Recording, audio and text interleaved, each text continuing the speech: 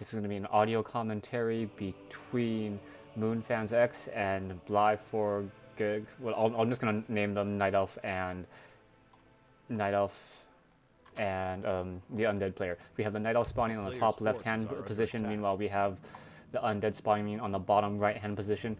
Death Knight from the Undead player. Meanwhile, we have a Warden from the Night Elf player. So this is going to be a great match. I already saw it. I was laughing all the way, and this is just one of those games that you just have to see to believe. Now we have the Warden trying to go ahead and trying to get a creep jack, or trying to kill one of the creeps, but unable to because there's just so many ghouls in that position. Once the Warden gets level 2, however, blink becomes a major portion of the game, and the Warden is able to blink out of any surround, obviously. Now we have the Ancient of War, the second Ancient of War from the Night Elf player, going ahead and tanking the turtles outside his natural expansion. Meanwhile, we have Orc coming in with ghouls and archers as well. I'm going to go ahead and turn down my music just a little bit, because I hear that you guys don't want my sound effects that high. So, okay, going back to the game. Now we have the archers taking down the turtle. And we have the Night Elf, or we have Night Elf Wisp getting focused down by the ghouls. Ghouls taking some damage, but saved by a death coil.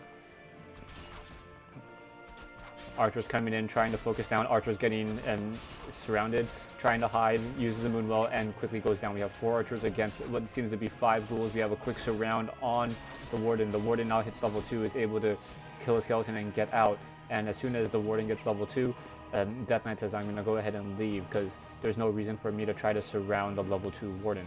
So we have a ghoul currently with Shadow Strike taking some damage over time. That Shadow Strike is so good against low hit point units such as ghouls and archers. So that's the battle that we have here. So now we have the Undead player trying to go ahead and come back in. Just a little bit of a dance between these two players, back and forth, trying to push the other player. Undead player is currently at 3/4 of the way the Halls of the Dead, almost there. We will be seeing a secondary hero. Meanwhile, we have Tree of Ages just beginning to be teched. We have the Undead waiting by the tavern, so we're looking to get a tavern hero from the Undead player. And it looks as though, no, not yet, just going to leave a skeleton behind to grab the tavern hero. Meanwhile, we have a Warden going ahead and creeping the orange camp outside the base. And we have the Undead player, assuming that he is going to be creeping this, to go ahead and try to come in. Undead player is going to quickly get a death coil off on that Ogre Warrior. Ogre Warrior gives its experience to the Death Knight. Death Knight now running away. And meanwhile, now we have our secondary hero. We have a Naga from the Undead player, and not your typical unit, but we'll see how that slow arrow plays itself out.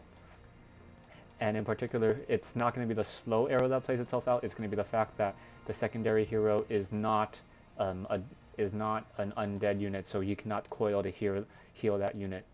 But we'll see that as it goes on and plays out. Now we have the Warden coming around with the Boots of Speed and a Staff of Teleportation, trying to run around the map. We have Cold Arrow going down on the Warden, and trying to run away, and we have a quick hit, and then the Undead player decides not to stick around.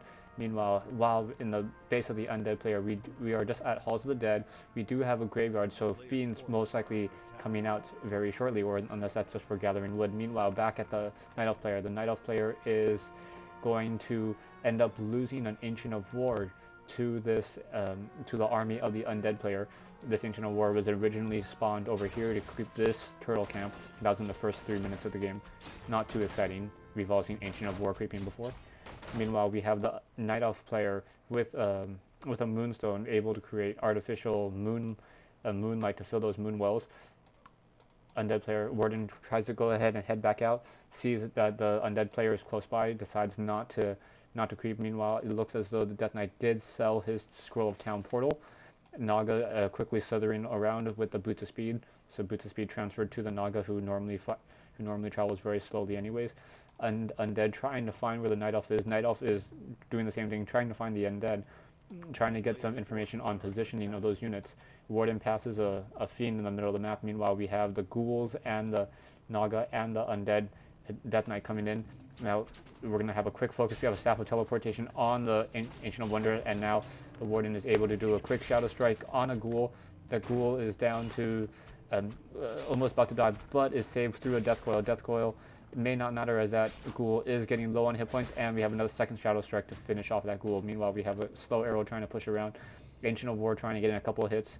Ancient of War doing about 50 damage in normal damage to those ghouls. So very, very bad if those ghouls try to pass in front of that Ancient of War too quickly or without caution. Meanwhile, we have the Warden still at level 2, and we have a level 2 Death Knight and a level 1 Naga Sea Witch. So Undead currently having the advantage with heroes. Meanwhile, Night Elf still running back and forth trying to dance around that merchant shop and not really knowing what's going on. Undead trying to make sure that there is no expansion from the Night Elf player. We have the Warden coming in across the map. Looks as though the Warden's going to try to creep this turtle camp. Unknowingly, the Undead player is going to come in and be able to do a creep jack. Luckily, the Warden was able to pull the turtles back, but now we are able, Undead is able to focus down those level 4 sea turtles without the harassment of that level 7 sea turtle that does does chaos damage and has heavy armor as opposed to normal, so those ghouls aren't able to take it down as quickly. Meanwhile, we have Ancient of Lores coming up. Now, these Ancient of Lores are going to be, in their standard Night Elf and Night Elf Undead matchup, are going to be producing Dryads and Bears. And meanwhile, we have the Undead player still sitting at level 2, having Dust of Appearance just in case there's any hiding units.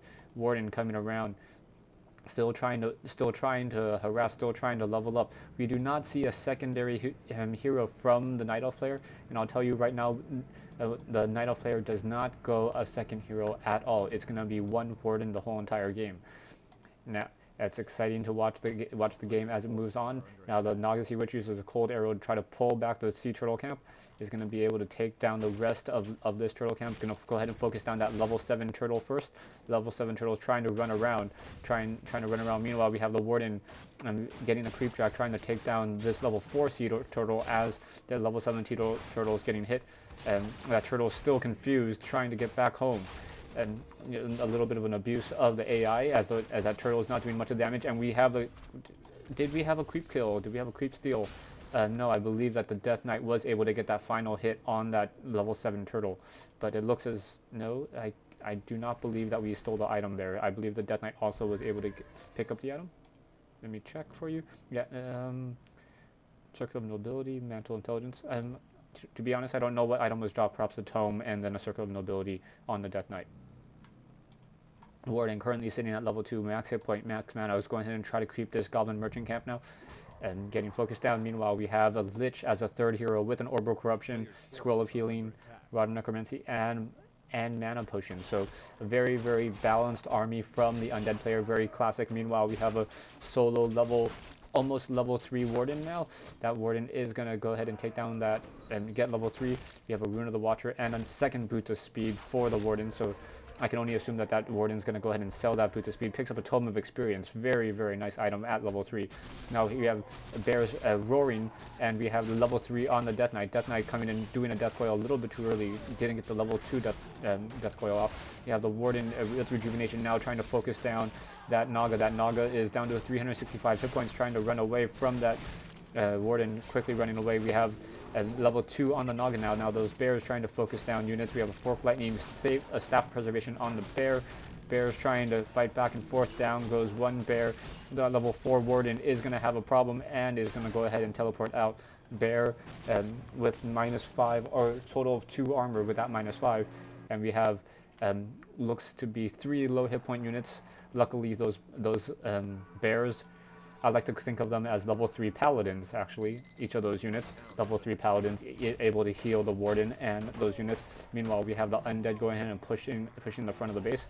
And I'm going to go ahead and pause the game here. Stay tuned for part 2.